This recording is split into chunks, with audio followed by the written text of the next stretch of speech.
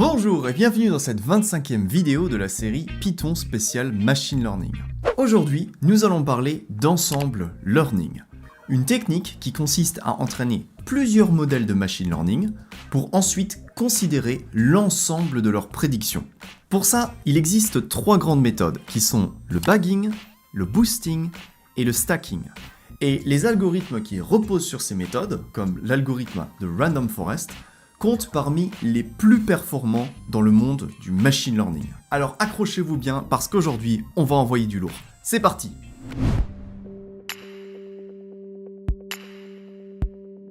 Pour commencer, je vous propose de procéder à une petite expérience. Prenons 3 modèles de machine learning et utilisons-les pour effectuer 10 prédictions. En vert, nous avons les prédictions correctes et en rouge, les prédictions incorrectes. On voit donc que nos modèles ont chacun de leur côté effectué 70% de bonnes réponses. Maintenant, ce qui est intéressant, c'est de constater que nos modèles n'ont pas tous fait les mêmes erreurs aux mêmes endroits. Du coup, si on venait à combiner les résultats de nos différents modèles pour garder à chaque fois la prédiction majoritaire, on voit qu'on obtiendrait au total 9 bonnes réponses sur 10. Autrement dit, lorsqu'on regroupe nos modèles tous ensemble, on obtient une meilleure performance que lorsqu'on utilise nos modèles chacun de leur côté. Intéressant, n'est-ce pas? Eh bien, ce résultat n'est pas le fruit du hasard. Il vient d'un phénomène appelé « the wisdom of the crowd ». L'idée, c'est qu'une foule d'individus a plus souvent raison qu'un individu tout seul. C'est une idée vieille comme le monde. Aristote lui-même avait écrit dans son ouvrage « La politique » que la majorité, dont chaque membre pris à part n'est pas un homme remarquable, est cependant au-dessus des hommes supérieurs. Autrement dit, l'avis d'une foule d'amateurs est meilleur que celui d'un expert tout seul. Et on l'a bien vu ici, en regroupant des modèles ayant chacun une performance de 70%, on a pu atteindre une performance de 90%. Mais vous savez quoi? On peut aller encore plus loin. On peut par exemple réunir un grand nombre de modèles ayant à peine 51% de performance et ensemble réussir à atteindre 99% de bonnes réponses. Je sais, ça paraît complètement incroyable, mais c'est en fait dû à la loi des grands nombres. Plus vous avez de modèles, et plus la performance collective s'approche des 100%.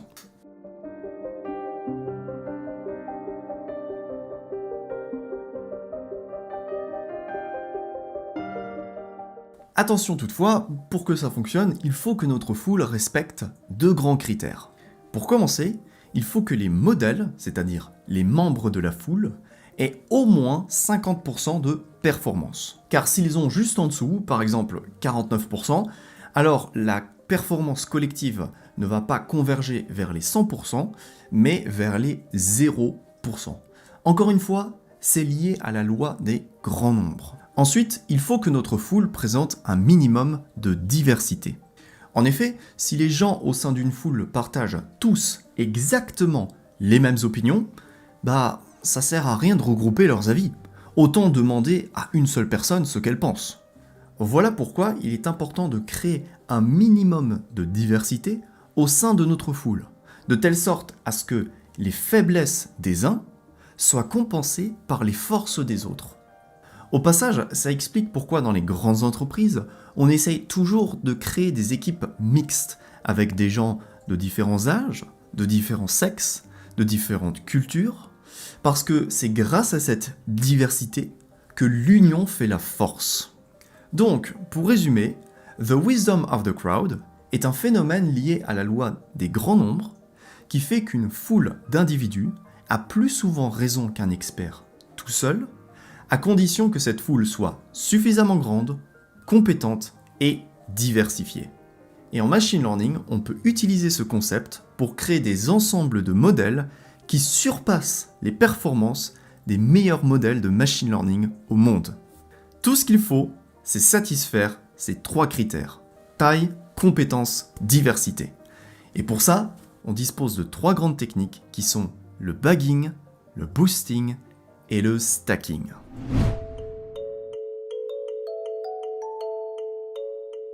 Pour commencer, je vais vous parler du bagging.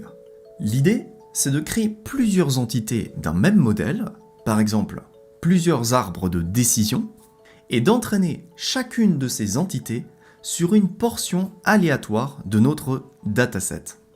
Pour ça, on utilise une technique d'échantillonnage appelée bootstrapping et qui consiste à replacer après chaque tirage au sort les données qui ont été sélectionnées dans notre dataset. De cette manière, on obtient une foule de modèles diversifiés, puisqu'ils n'ont pas tous été nourris avec les mêmes données, mais qui partagent quand même certaines connaissances en commun. Et ça, c'est très important pour obtenir des majorités en faveur des bonnes réponses. Une fois qu'on a cette foule, on peut donc regrouper les résultats de chaque modèle pour faire notre prédiction finale. Voilà donc en quelques mots ce qu'est le bagging. Et l'exemple d'algorithme le plus connu est celui de Random Forest. C'est celui qu'on vient de voir ici d'ailleurs, dans lequel on choisit comme modèle de base l'arbre de décision. Vu qu'on crée un ensemble d'arbres sur la base de données tirées au hasard, on obtient donc une forêt aléatoire, une Random Forest. Et voilà, c'est aussi simple que ça. Maintenant, une autre façon d'obtenir des ensembles de modèles qui soient diversifiés est d'utiliser une technique appelée boosting. Cette fois-ci, l'idée est d'entraîner l'un après l'autre plusieurs modèles relativement faibles, en demandant à chaque modèle d'essayer de corriger les erreurs effectuées par son prédécesseur. Du coup, on obtient un ensemble de modèles parfaitement complémentaires, dans lequel les faiblesses des uns sont compensées par les forces des autres. Et pour faire ça, il existe deux grands algorithmes qui sont AdaBoost et Gradient Boosting. Donc vous le voyez bien, l'idée de base est assez différente de celle du bagging. Dans le bagging, on entraîne nos modèles en parallèle, alors qu'avec le boosting, on entraîne nos modèles en série. Dans le bagging, nos modèles sont tous relativement forts et sont chacun en situation d'overfitting. Donc le fait de rassembler leurs prédictions permet de réduire la variance de la foule. A l'inverse, avec le boosting, nos modèles sont tous relativement faibles, ils sont chacun en situation d'underfitting, mais en les construisant les uns par-dessus les autres, on est capable de réduire le biais de la foule. Gardez bien cette comparaison en tête parce qu'elle résume vraiment bien la différence entre le bagging et le boosting. Mais une chose très importante à savoir, c'est que ces deux techniques, même si elles emploient des procédés différents, permettent d'obtenir le même résultat, c'est-à-dire obtenir un ensemble de modèles qui soient compétents, grands et diversifiés. Voilà. Pour finir, il existe une troisième technique d'ensemble très populaire, le stacking. L'idée, c'est d'entraîner un modèle de machine learning par-dessus les prédictions de notre foule. C'est-à-dire que, au lieu de simplement rassembler les résultats de nos modèles pour retenir une prédiction majoritaire, on demande à un modèle d'apprendre à reconnaître qui a tort et qui a raison dans notre foule pour lui-même prédire le résultat final. C'est pas mal, hein? Plutôt intéressant comme technique. Vous vous demandez peut-être ce que ça nous donne? Eh bien, vous en faites pas, je vous propose tout de suite de passer à l'action en voyant comment mettre en place des algorithmes de bagging, de boosting et de stacking avec scikit-learn.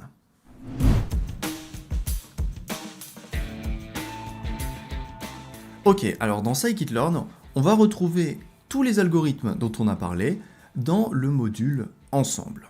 Pour commencer, dans ce module, on dispose de deux classes toutes simples, la classe Voting Classifier et Voting Regressor, qui sont les implémentations les plus basiques qui puissent exister d'une foule Wisdom of the Crowd. C'est-à-dire qu'avec ces deux classes, on va tout simplement entrer la liste des modèles qu'on veut avoir dans notre foule, les modèles vont être entraînés et leurs résultats vont être regroupés pour retenir le résultat général, sous forme de vote. Voilà, c'est aussi simple que ça.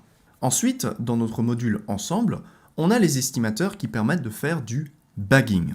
Donc, on va avoir Bagging Classifier et Bagging Regressor, qui sont tout simplement les estimateurs de base pour faire du bagging. Puis on va retrouver Random Forest, qui est réellement la technique la plus populaire, celle que vous devez retenir dans cette vidéo. D'ailleurs, comme vous pouvez le voir, on retrouve aussi Isolation Forest, qu'on avait vu dans la vidéo précédente. Parce qu'en effet, c'est un algorithme qui fait appel à la technique de bootstrapping que l'on a vu tout à l'heure. Ensuite, dans le module ensemble, on va retrouver les estimateurs de boosting, donc principalement AdaBoost et Gradient Boosting, je vous conseille de retenir ces deux-là. Et pour finir, depuis la version 0.22 de Scikit-learn, on a aussi deux classes qui nous permettent de faire du stacking. Donc si vous voulez utiliser cette dernière technique, il faut penser à mettre à jour votre version de Scikit-learn, soit avec pip, soit avec conda. Voilà. Maintenant, il ne reste plus qu'à voir comment utiliser ces différents modèles avec Scikit-learn. Donc avant toute chose, je vous propose de générer un dataset, par exemple avec le générateur MakeMoons. Et si vous voulez obtenir les mêmes résultats que moi dans cette vidéo, vous pouvez utiliser les settings suivants. Ensuite, il faut bien sûr créer un train set et un test set, c'est toujours très important. Donc moi j'ai choisi les settings suivants. Et maintenant, je vous propose de voir comment utiliser Voting Classifier sur ce dataset. Donc Voting Classifier, pour l'utiliser, il faut commencer par définir quels vont être les modèles qui vont le composer, les modèles qu'il va y avoir dans notre pool. Donc ici, j'ai choisi un SGD Classifier, un Decision Tree Classifier et un K-Neighbors Classifier. Maintenant, juste avant d'utiliser ces modèles dans Voting Classifier, je vous propose de voir quelle serait la performance de chacun de ces modèles sur notre dataset. Donc pour ça, on va initialiser nos trois modèles. Puis, on va écrire une boucle for dans laquelle on va venir piocher l'un après l'autre nos différents modèles. On va entraîner chaque modèle, puis on va imprimer le nom du modèle et son score sur le test set. Donc, tout ça, ça nous donne donc les performances suivantes. 84% pour le SGD Classifier, 86% pour l'arbre de décision et 86% pour les K-Neighbors Classifier. À présent, voyons comment utiliser le Voting Classifier. Donc, on va commencer par charger depuis le module ensemble la classe Voting Classifier. Et pour utiliser cette classe, tout ce qu'on doit faire, c'est d'entrer d'abord dans une liste les différents modèles qui vont composer notre pool. Donc, on va entrer 3 tuples, parce que dans chaque tuple, on doit donner un surnom à notre modèle, puis on doit indiquer de quel modèle il s'agit. Donc on va par exemple dire que d'abord on a le SGD, et ça va être le modèle 1, puis on aura le tree, et ça va être notre modèle 2, et enfin on aura un KNN qui correspond à notre modèle 3. Une fois qu'on a créé cette liste, il y a une autre chose très importante qu'il faut passer dans notre Voting Classifier, c'est la technique de vote qui va être utilisée. Parce qu'en effet, il existe deux types de vote, le vote hard et le vote soft. En tout cas, ça c'est pour les classifiers. Juste pour information, lorsqu'on entraîne un régressor, c'est-à-dire qu'on doit prédire une valeur quantitative, par exemple le prix d'un appartement, on ne va pas effectuer un vote. En fait, on va effectuer une moyenne. En même temps, c'est logique, si dans la vraie vie vous demandez à 3 experts d'estimer le prix d'un appartement, que l'un d'entre eux vous dit 300 000, l'autre 350 000 et le dernier 310 000, vous allez faire la moyenne de leurs prédictions. Voilà comment fonctionne Voting Régressor. Concernant Voting Classifier, c'est donc un peu différent. On a deux techniques de vote, un vote hard et un vote soft. Le vote hard va consister à prendre la prédiction majoritaire, c'est-à-dire que si 2 des 3 experts ici pensent que c'est la classe triangle, la bonne classe, eh bien c'est le triangle qui va l'emporter. Et pour le vote soft, c'est en fait une technique dans laquelle on va accumuler les probabilités de chaque classe. Donc par exemple, le premier expert a dit que c'était la classe triangle la bonne classe, et il en est sûr à 70%, mais le troisième expert, quant à lui, il pense que c'est la classe rond qui est la bonne, et à 90%. Donc si on fait le cumul de toutes ces probabilités, de toutes ces certitudes, eh bien on va peut-être obtenir un autre résultat. Et dans ce cas-là, dans l'exemple que je vous montre, oui, en l'occurrence, on obtient un autre résultat. Donc la question que vous pouvez vous poser, c'est quand est-ce que j'utilise plutôt le vote hard et quand est-ce que j'utilise plutôt le vote soft? Alors en général, on dit que le vote soft est un peu meilleur lorsque nos modèles sont bien calibrés. Donc, il vaut mieux l'utiliser quand c'est possible, c'est-à-dire quand vous pouvez utiliser des modèles qui émettent des probabilités. Donc, si nous, dans notre cas, on écrit voting égale hard, qu'on entraîne ce modèle en le rajoutant à notre liste, donc on va écrire modèle 4, qu'est-ce qu'on obtient? Eh bien, on obtient une performance de 87%. Autrement dit, la technique d'ensemble a bel et bien fonctionné. The wisdom of the crowd fonctionne, mes amis. Voilà, on est passé d'une foule de modèles qui avaient 84 et 86% de performance, et là, bim, on obtient 87%. C'est pas mal, hein? Bon, cela dit, en général, le voting classifier n'est pas une technique d'ensemble très efficace. Pourquoi? Eh bien parce que il est très difficile avec cette technique de respecter le troisième critère du wisdom of the crowd, c'est-à-dire le critère de diversité. Parce que là, certes, nos modèles sont tous performants, mais en termes de prédiction, ils vont tous à peu près nous dire les mêmes choses. Donc, ils ne sont pas très diversifiés. La meilleure façon de gagner de la diversité, on l'a vu, c'est grâce au bagging et au boosting. Donc, pour le bagging, je vais vous montrer comment utiliser Bagging Classifier et Random Forest Classifier, mais ce qu'on va voir peut être appliqué à tous les autres modèles de bagging qui existent, c'est-à-dire les modèles de régression, les modèles extra-tree, etc. Donc, pour créer ces modèles, pour utiliser par exemple un Bagging Classifier, c'est très simple. Tout ce qu'il faut faire, c'est déterminer un estimateur de base avec lequel on désire travailler. Donc ça peut être un arbre de décision, ça peut être un k-nearest neighbor, ça peut être un SGD classifier, ça peut être n'importe quel estimateur qu'on désire. Donc par exemple, on va prendre un k-neighbors classifier. Et ensuite, il y a un autre argument très important, c'est de préciser le nombre d'estimateurs qu'on va avoir dans notre foule. Par défaut, il est égal à 100. Et franchement, je vous le dis, quand vous faites du bagging, il n'y a que ça à retenir. Vous pouvez, si vous voulez, explorer les autres hyperparamètres à utiliser, mais ça, c'est déjà très très bien. Donc, ce qui nous reste à faire, c'est d'entraîner notre modèle et de le tester, et donc, on voit qu'on obtient une performance de 89%. Donc, on voit bien que le bagging est meilleur qu'une simple technique de vote. Voilà, c'est plus puissant, c'est plus efficace. Pourquoi? Parce qu'on arrive à créer de la diversité. À présent, si on veut utiliser l'algorithme de Random Forest, eh bien c'est encore plus simple parce que tout ce qu'on a à faire, c'est de préciser le nombre d'estimateurs qu'on désire avoir. Voilà. Il n'est pas utile de préciser le base estimator. Pourquoi? Parce que le Random Forest utilise par défaut un base estimator de type arbre de décision. Donc cette fois-ci, si on entraîne un modèle de Random Forest, alors on voit ici qu'on obtient une performance de 88%. En général, un Random Forest va avoir de meilleurs résultats qu'un Bagging Classifier avec un k-neighbors classifier. Mais il faut un petit peu le régler, il faut un petit peu l'optimiser. Par exemple, on peut jouer avec l'argument max depth qui va nous indiquer quelle est la taille maximum des arbres qu'on veut avoir dans notre forêt. Donc plus cette taille est grande, plus nos arbres seront des experts dans leur domaine, c'est-à-dire meilleures seront leurs performances. Mais attention, ces arbres seront alors plus propices à faire de l'overfitting.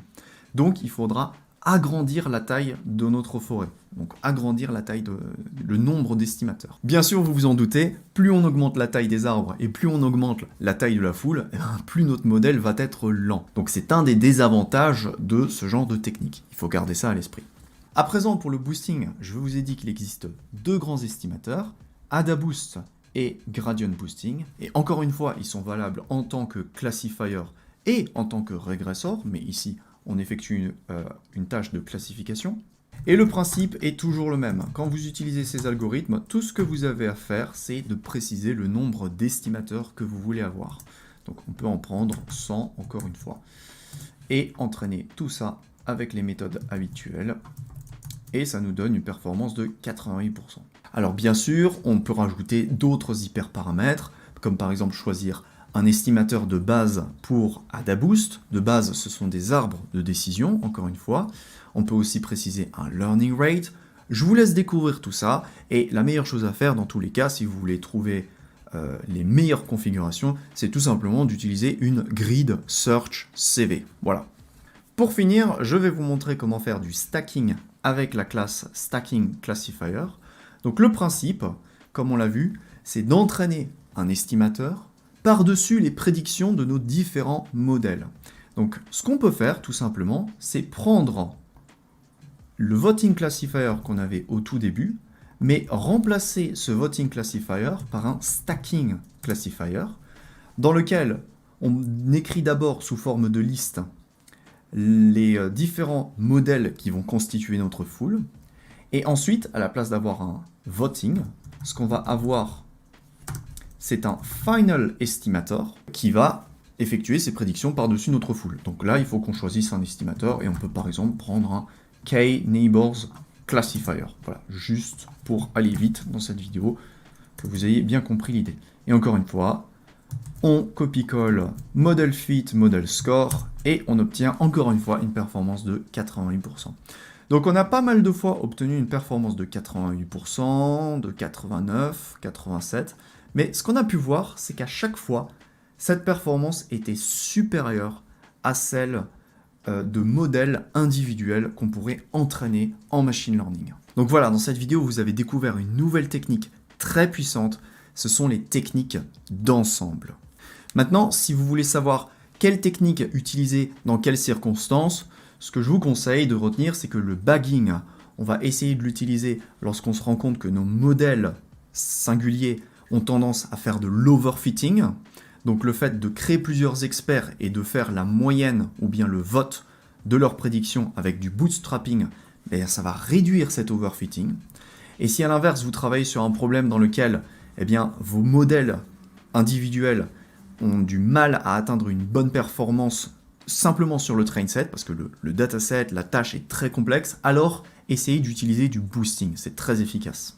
Quant au stacking, c'est une technique qui peut être très forte si vous avez passé énormément de temps à entraîner chaque modèle individuellement. Par exemple, que vous avez pris un SGD classifier et vous lui avez demandé de travailler pendant des millions d'itérations. Ça peut être une possibilité. Et de la même manière, vous avez entraîné un arbre de décision, ou bien peut-être même une random forest, et vous l'avez entraîné avec énormément d'arbres dans la forêt, donc la forêt est très puissante, et vous voulez assembler les résultats de la forêt avec les résultats du SGD, avec les résultats peut-être d'un réseau de neurones, et demander à un modèle encore au-dessus de votre foule d'effectuer un travail de prédiction. Donc honnêtement, cette technique peut être très efficace, mais c'est la plus lente des 3 techniques qu'on a vues dans cette vidéo.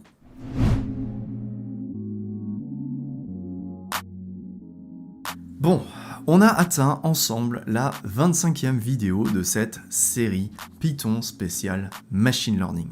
J'aimerais que vous preniez le temps de vous applaudir pour avoir eu la force, la volonté et la motivation d'arriver jusqu'ici. Franchement, bravo. Vous avez appris beaucoup de choses, des choses que vous ignoriez peut-être il y a encore seulement quelques jours. Donc maintenant, il est temps de passer à la pratique en mettant en œuvre les nouvelles compétences que vous avez concernant NumPy, Panda et Scikit-learn. Pour ça, je vous propose qu'on fasse tous ensemble un projet pour les 5 dernières vidéos de cette série. Et j'ai envie de vous laisser choisir le sujet sur lequel on va travailler. Donc ce que je vous propose de faire, c'est de voter dans les commentaires pour le projet qui vous tient à cœur. Parce que je pense que vous êtes suffisamment nombreux, compétents et diversifiés pour qu'ensemble, on réussisse à trouver un super projet. Alors, pour qu'on choisisse un projet sur lequel tout le monde puisse travailler, même les personnes qui voient cette vidéo à l'avenir, il faut que vous me proposiez un dataset qui soit facile d'accès. Donc un dataset qui vienne soit de Kaggle, soit du module dataset de Scikit-learn. Donc ça peut être par exemple le dataset du Titanic, le dataset des prédictions du prix de l'immobilier, ça peut être le dataset des fleurs d'iris, celui du cancer du sein, ou n'importe quel autre dataset qui soit connu et assez facile d'accès. Ok ? En revanche, petite précision, on va éviter de prendre un dataset pour faire de la vision par ordinateur ou des chatbots ou du traitement du langage naturel pour cette vidéo, pour ce projet, tout simplement parce que ça nécessite d'apprendre des outils comme TensorFlow ou PyTorch, et on l'a pas vu dans cette série, mais on le verra dès que cette série sera terminée. Donc vous en faites pas, c'est pour très bientôt. Voilà, donc j'espère que vous allez venir avec plein d'idées. Merci de laisser tout ça dans les commentaires de cette vidéo. Comme d'habitude, je lirai tous les commentaires et je sélectionnerai le dataset qui aura été le plus demandé par vous, la communauté. Et bien sûr, vous saurez de quel dataset il s'agit au début de la vidéo 26, vidéo dans laquelle je vous présenterai la démarche de travail pour bien conduire un projet de data science. Donc si vous ne voulez pas louper cette vidéo, je vous invite à vous abonner à cette chaîne YouTube. Et si vous voulez rejoindre la communauté pour travailler tous ensemble sur ce projet pendant les prochains jours ou prochaines semaines, alors je vous invite à rejoindre notre serveur Discord. Le lien est dans la description. Et voilà, c'est la fin de cette vidéo. Si elle vous a plu, merci de me soutenir sur Tipeee, merci de partager la vidéo avec un ami. Quant à moi, je vous dis à très vite et surtout, prenez soin de vous.